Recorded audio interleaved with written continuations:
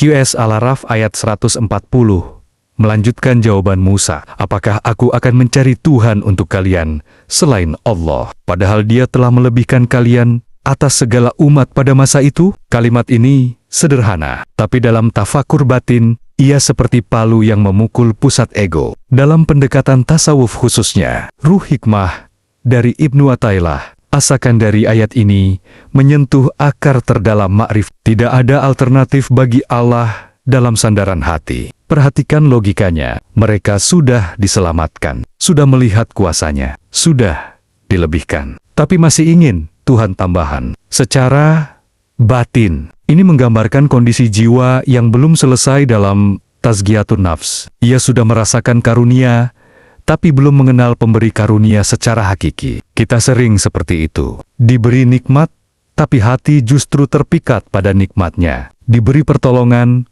tapi kita terpaku pada peristiwanya. Padahal Musa mengingatkan, Allah sudah cukup. Tidak perlu simbol tambahan, tidak perlu perantara yang dijadikan tandingan. Dalam Al-Hikam, Ibnu Athaillah menekankan bahwa ketergantungan pada selain Allah adalah sumber kegelapan hati. Bahkan, ketergantungan pada sebab-sebab yang sah secara syariat tetap harus ditempatkan sebagai wasilah, jalan, bukan tujuan. Ayat ini berbicara tentang tauhid yang matang. Tauhid pemula adalah meninggalkan berhala fisik. Tauhid menengah adalah meninggalkan ketergantungan pada makhluk. Tauhid hakiki adalah menyadari bahwa tidak ada yang wujud sejati kecuali Dia. Dia telah melebihkan kalian.